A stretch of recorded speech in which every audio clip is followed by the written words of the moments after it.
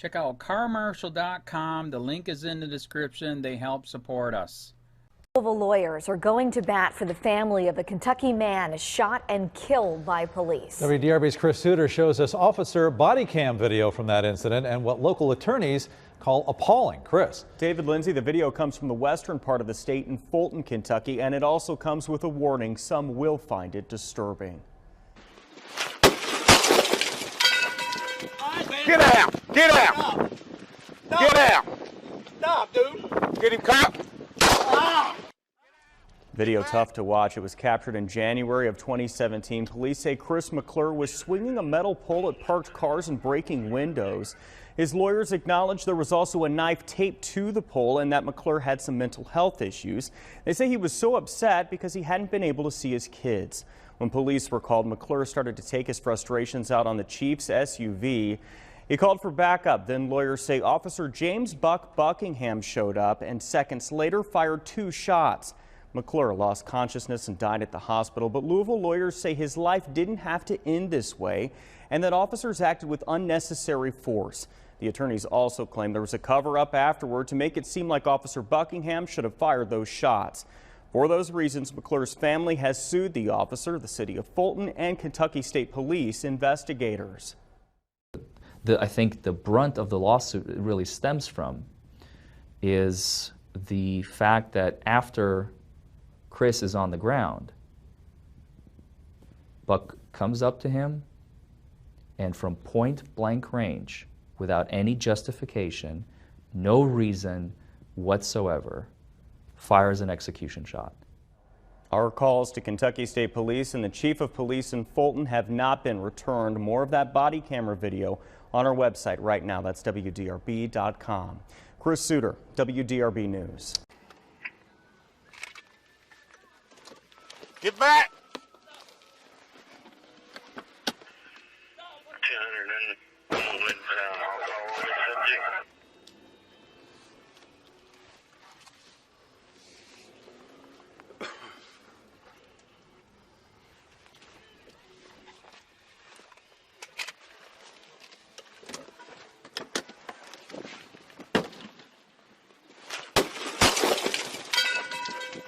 Get out! Get out! Stop. Get out! Stop, dude! Get him, cop! Stop! Get out! Damn, stop, man! Don't kill me, man! Stop! Ah, help! Help! Help! Oh, shit, hey! Come on, man! Bob Anderson, get the other one! Bob Anderson, have the other one! Oh, man, come on! Roll them over, roll them over. Come on. Come on, help! Come on, man. Hey, you hurt me, man. Get on the front. Come on. Hey, come on. Let me see my keys before I die. Come on, man. Chris, calm down. Check him out!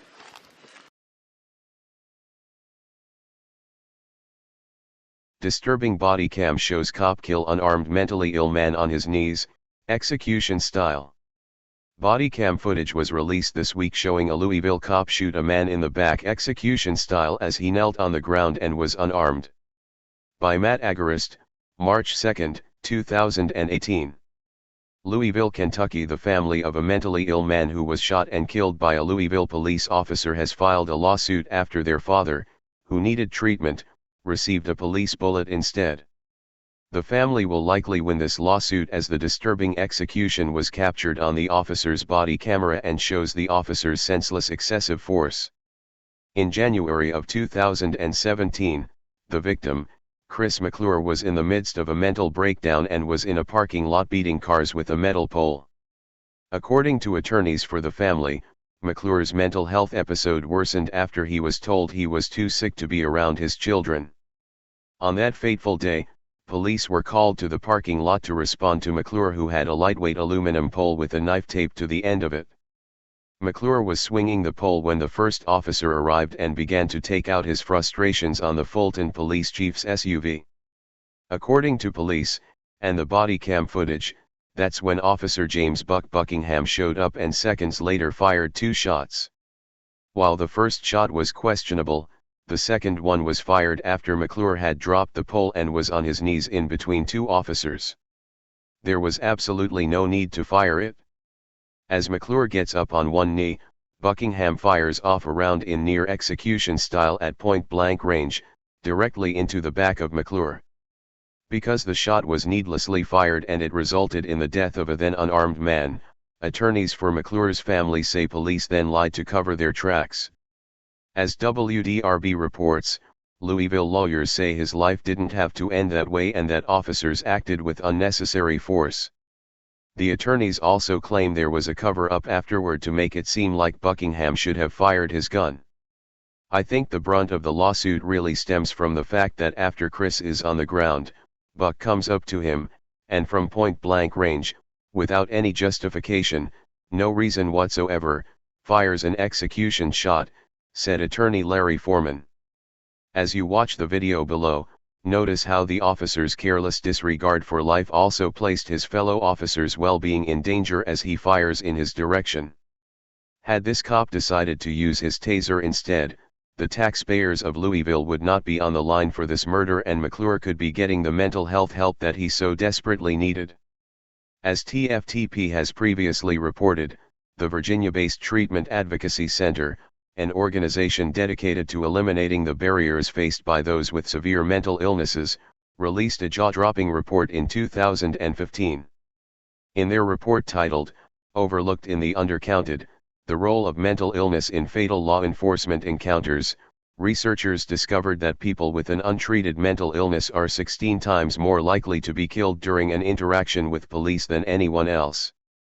According to the study, by all accounts, official and unofficial, a minimum of 1 in 4 fatal police encounters ends the life of an individual with severe mental illness.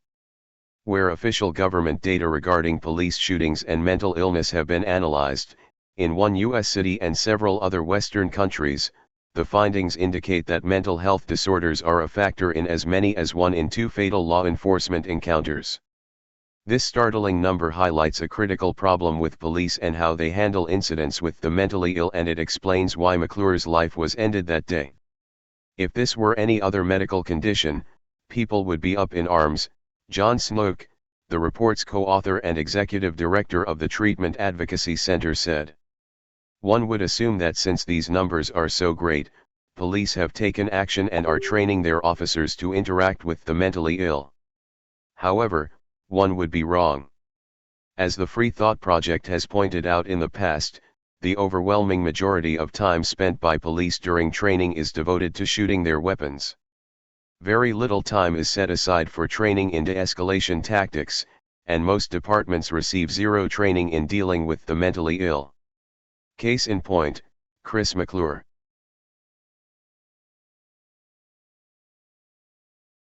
County, this is Charlotte County COPWATCH, and I wanted to explain what fair use is. You can use pieces of news articles if you're doing it for news reporting, you have commentary, and you're doing it for education purposes. So that's what fair use is, as you can see right here. Another reason why I wanted to make this video is to let you know I just joined with Patreon. A nice thing with Patreon, I make no money on YouTube. They took the money away years ago, and so this is another way to give, and it's a nice thing too because you can give monthly. You can give $1, $5, $10, whatever. I do 4 to 5 hours a day on trying to wake the sheeple up on how corrupt it is and different ways that you can fight the corruption. So Patreon is a way that you can do it, and then of course the old way is still there. Donate to Sheriff County COPWATCH with PayPal or credit card. So keep that in mind. 4 to 5 hours a day. I make no money, but the corruption happened to me and I'm sick of it, so I'm trying to wake people up. But my wife would love it if some, if we could get some help out there. There's 47,000 subscribers. Just think if each one of you subscribers just gave a, let's say, actually, yes, $1 a month. 47,000 subscribers gave $1 a month. That would be awesome. That's not going to happen. But anyways, that would be great if it did happen. But, do the math in your head. Just think about it. Like I said, 4 to 5 hours a day. I get no money from YouTube. YouTube has gone nuts. You can't do anything anymore. They're taking the money away everywhere. So these are a couple different ways that you can still help out with all this time that I put in. And as you know, I'm in a special situation where, you know, at least I can do it, you know, 4 to 5 hours a day. We have a cleaning company during the day. That's what allows me to do this, and we're debt free. So this is my hobby. I don't go fishing and all that other crap. I try to save the world.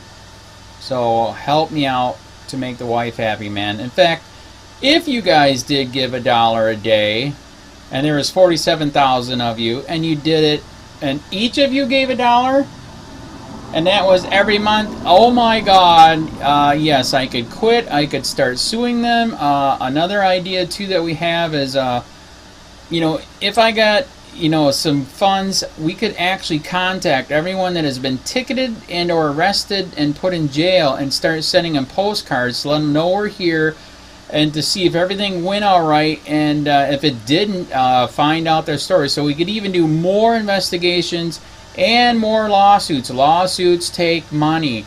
So just think about that. You know, 47,000 of you so far right now, you know, $1 a day, I mean $1 a month on Patreon, or $5 a month Patreon, 10, 20, whatever. Just do the math in your head, help out. This is a lot of work every single day. Thanks.